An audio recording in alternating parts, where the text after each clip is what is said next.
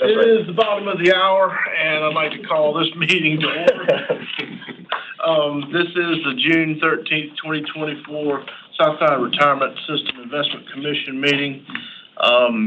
Having calling it to order, I'd like to hear a motion to adopt the agenda that's been presented to us today. So moved. I have a motion and a second. Any discussion about the proposed agenda? Hearing none, all in favor of adopting the agenda as been presented, please say aye. Aye. Opposed likewise? The ayes have it. We now have an agenda. All right, next up is the approval of the minutes of the meetings from April 18th and 19th earlier this year. Hopefully you all had a chance to review those. I will entertain a motion to accept those. So moved. Second. I have a motion and a second to approve the minutes of the April 18th and 19th minutes. Any discussion? All in favor of approving those minutes, please say aye. Aye. Aye. Opposed likewise? All right, those minutes are approved. Next item on the agenda is the chair's report. I have no information to share with the commission or the staff or the public. After that, we have committee reports. Both of our committees, the Audit and Enterprise Risk Committees and the Human Resources and Compensation Committees met since our last meeting. Those reports have been posted. Is any more information to be brought forward about those? No, sir. Certainly, if there's any questions, certainly entertain any questions about either one. Well, I was going to ask if there were any questions after. Sorry, got ahead of you. My bad. That's okay. That's all right. All right. Next on our agenda is the CEO's report. I'm going to hand it off to Mr. Hitchcock, please. Thank you, Mr. Chairman. Just one kind of governance housekeeping issue. If you'll remember, when we did the last chair and vice chair elections, we carried over those elections until September, and we did those in September of that year. So technically, the chair and vice chair's terms aren't up yet, so that they would, because they're elected for a 2-year term. You and I have talked with the vice chair. I think when we kind of decided, especially given the, how we're conducting this meeting, that the best course of action would be to have those, elections again in September. But I think we should backdate, ensure that we've indicated that we've backdated the terms until July 1st, just so we can get back on cycle. So just wanted to give the commission that information.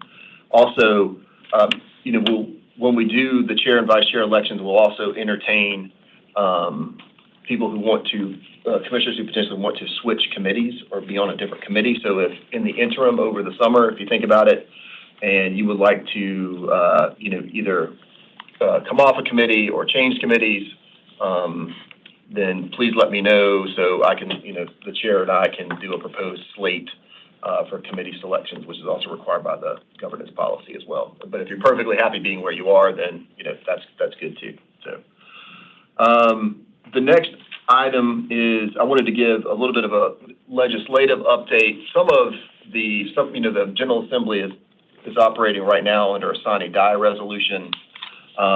They're past the end point of their regular session, and they will, as their custom, pass what's called a sine die resolution in order to extend their ability to consider certain legislation until that they can complete it. And that sine die resolution kind of specifically lays out what they can consider. Obviously, one of the big pieces of the puzzle that hasn't been quite fitted in yet from a legislative perspective is the budget. The conference committee they met yesterday on the budget. They're going to meet today. They have not finalized a report yet. So they will have to come together, finalize a report, and then present it to both bodies in order for both bodies to, both the House and the Senate, to agree on a final budget. As far as that impacts us, though, we just remind the commission we asked for a $1.2 million increase, which is the first time that we've done that in many, many years, asking for an increase. That increase has been in every version of the budget. So it was in the governor's budget, House's budget, the Senate's budget, and then the House gets a second bite at the apple. It was in that second bite of the apple. So that is, in essence, what's called locked for conference. And so, we should be good to go there. And also, we asked for a proviso suspending the requirement that we have to do the fiduciary audit that has traditionally been done by Funston, because we wanted to get the conversation started with the General Assembly as to what would be the best tenor, like how often we should do that, because it seems like every 4 years is a little too often at this point, given the maturation of the organization, and also kind of the value add of the last Funston fiduciary audit. So that has also been in every version. That's locked for conference as well.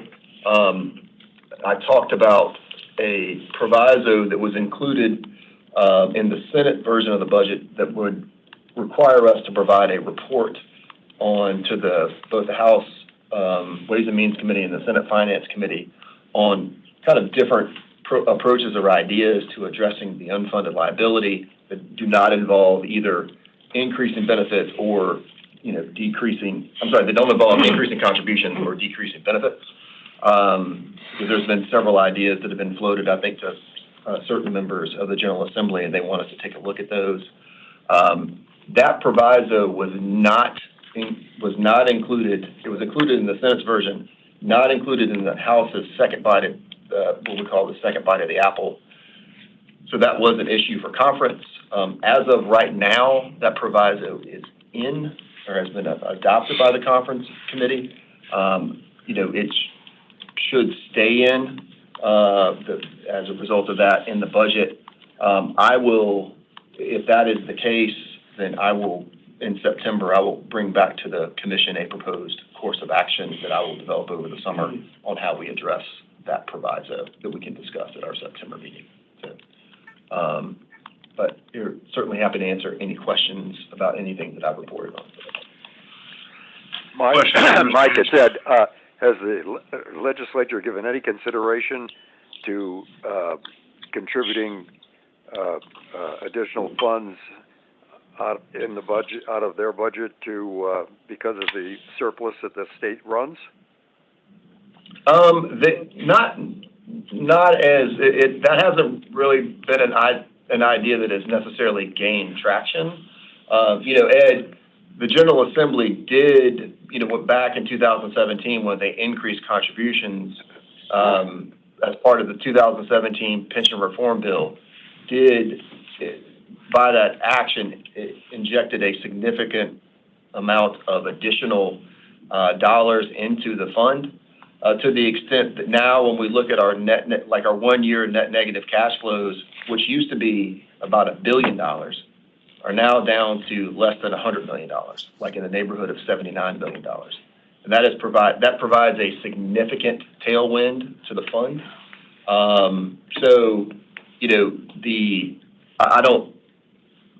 Like I said, there's been discussions, there's been thoughts about, providing additional funding from the surplus, but that hasn't really gained any traction.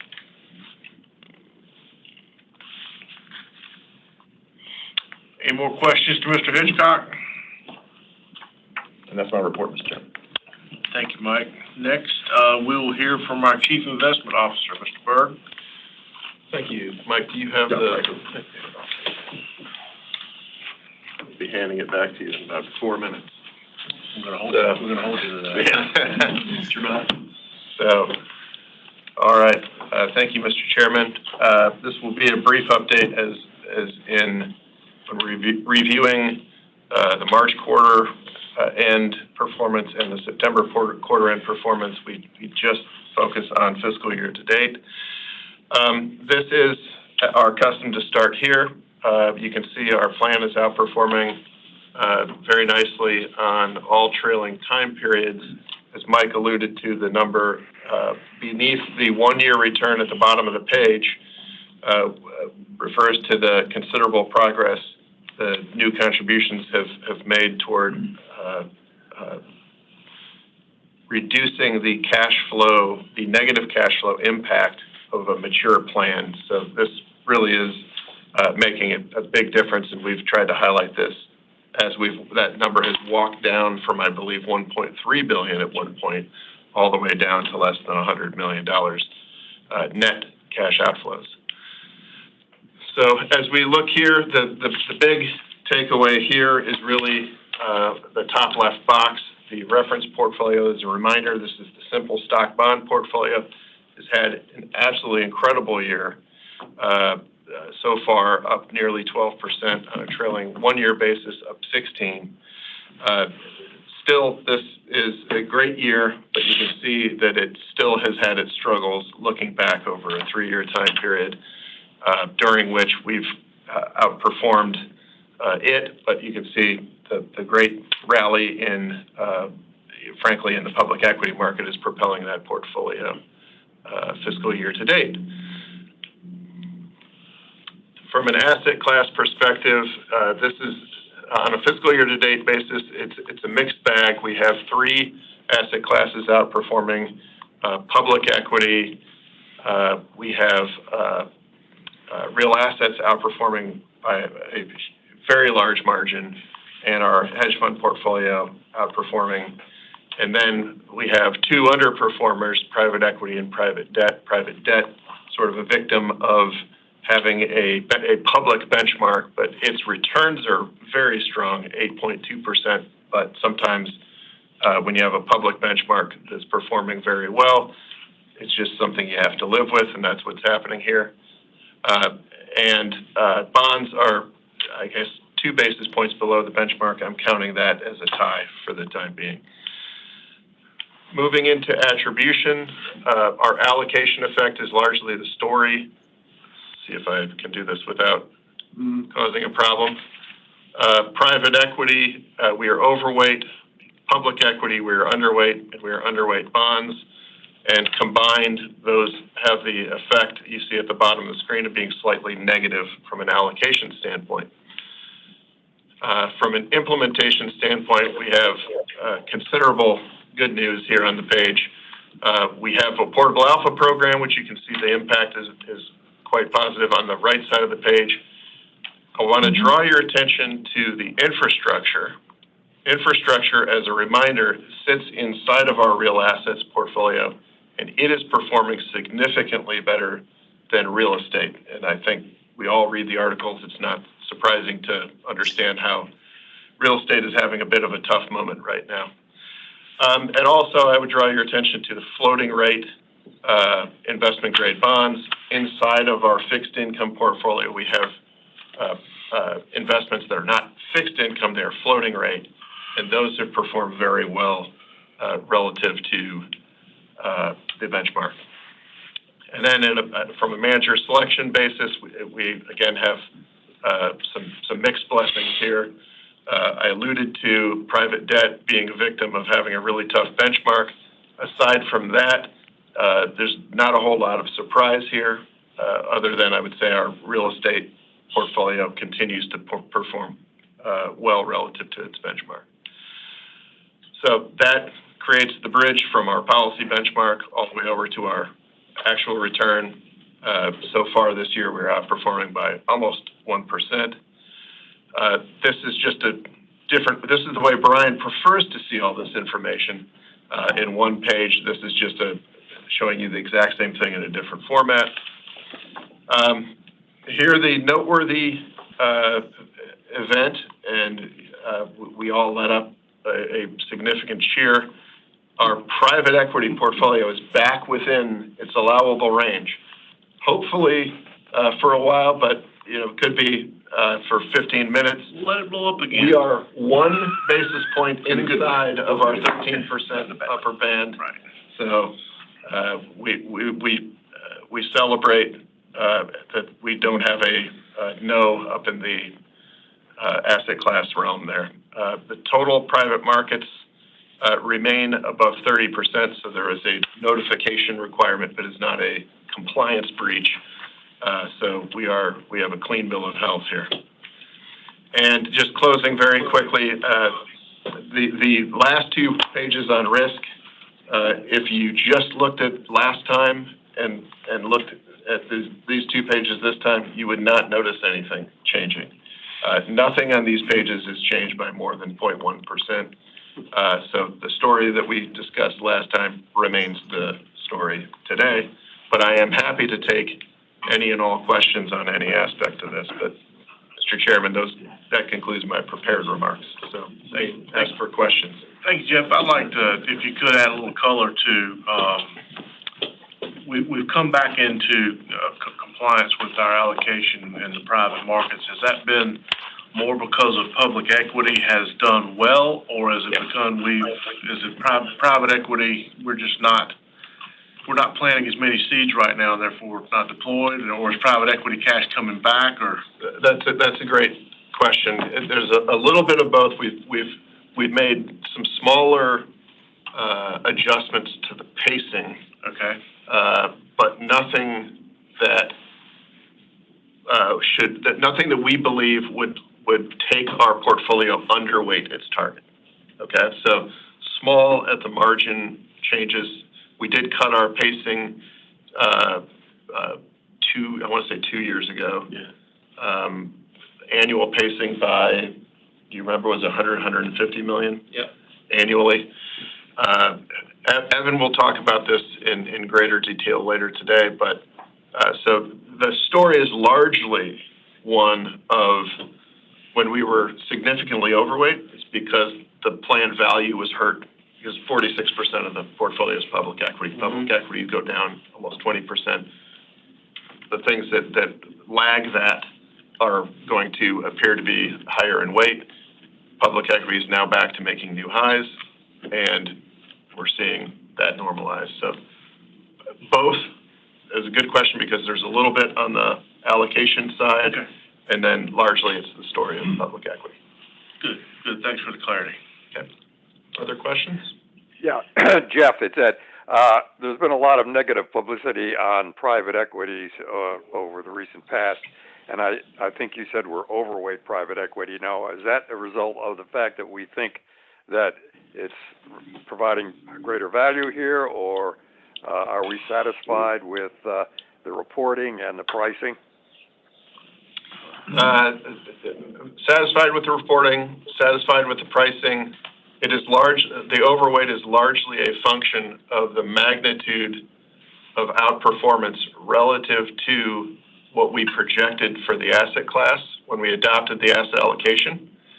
So if you look on this page, hopefully you can see here, over the last 3 years, private equity is up 15.5%. This is even after a year that we're not all that excited about. Mm-hmm. So you compare that to public equity being up 6%.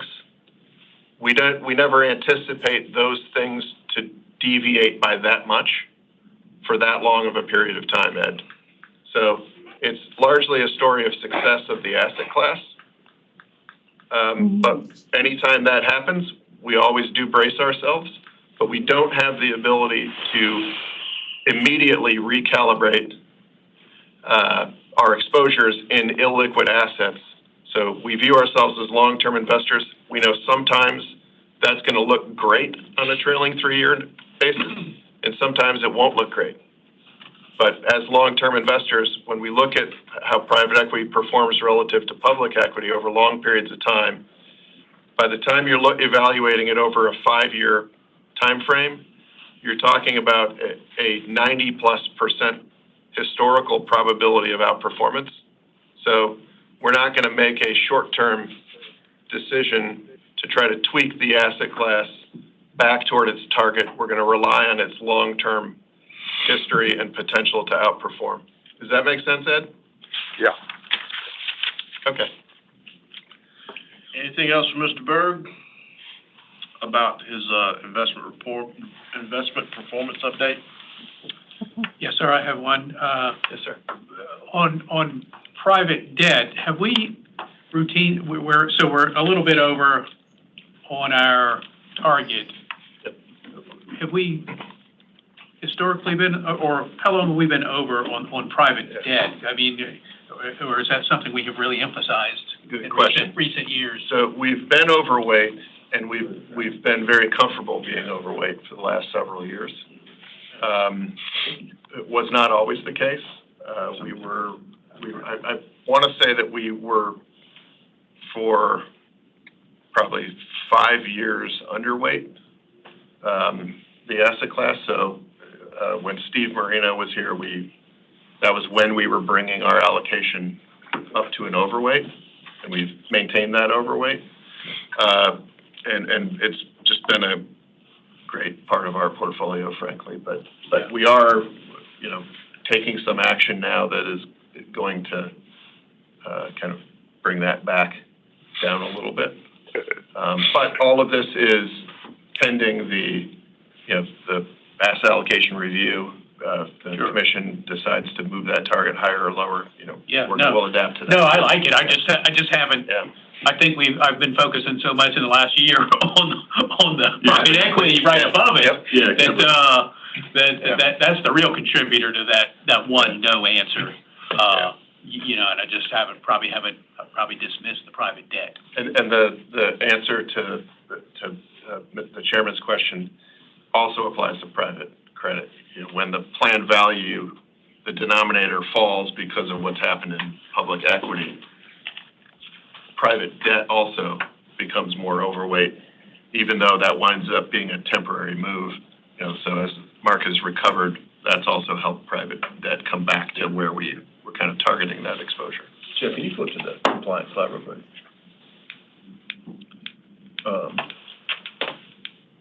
I think one of the things, to think about too, and Jeff said this before, but when we think about, the notification requirement where we still have the red no, and that's not a compliance issue, it's a notification requirement. But if you, it's up to 30, if it exceeds 30%, we're supposed to, under the SIP, you're supposed to notify the commission.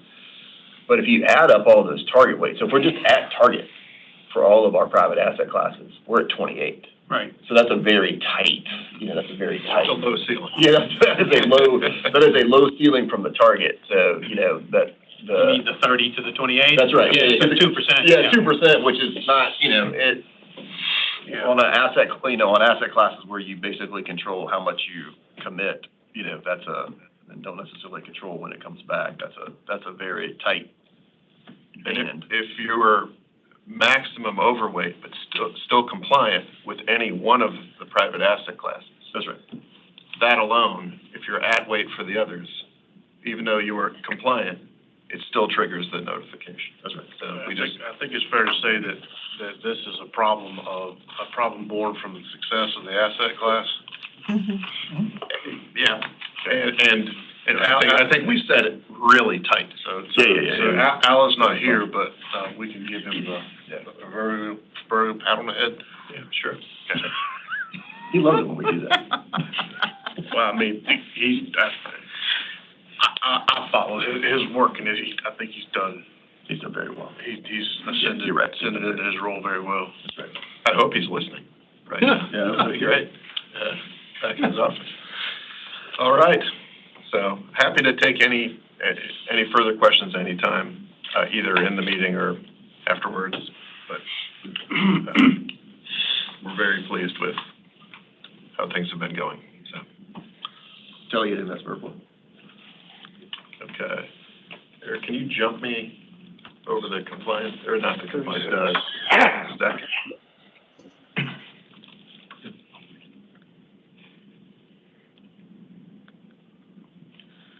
Okay. What's our total assets on March 31? 44, just a hair over 44 billion. Over 44, okay.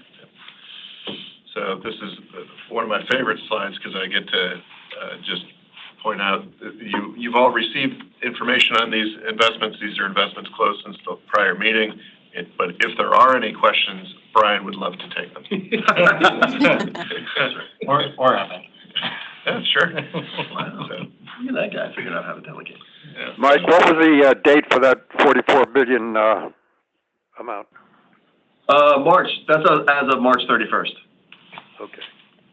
So Slightly over I would assume 44 it's billion. probably up from, at the moment, it's probably up from that. Correct. That's right. Yeah. It is. Correct. Yeah. So. Okay. There are no questions about that. All three new managers? Those names don't look familiar. High Vista is the team that used to be Aberdeen. Oh, really? The whole team moved to a new firm called High Vista. I shouldn't say they moved, it was a transaction to move them. Yeah. But the other two are, in fact, new. So. Any more questions on the delegated investment report from Mr. Berg? Hearing none. The next item on the agenda is for us to recede into executive session. I'll call for a motion to do so. So moved. So moved. May I have a second? Second. I have a motion and a second to recede into executive session. Any discussion on the matter? Hearing none. All in favor in receding into executive session, please say aye. Aye. Aye. All opposed likewise? The ayes have it. We are now receding into executive session, and I would ask the staff to take appropriate measures. And just for purpose of the record, Mr. Chairman, the justification and reasons for going to executive session were listed on the agenda, which was posted in compliance with the Freedom of Information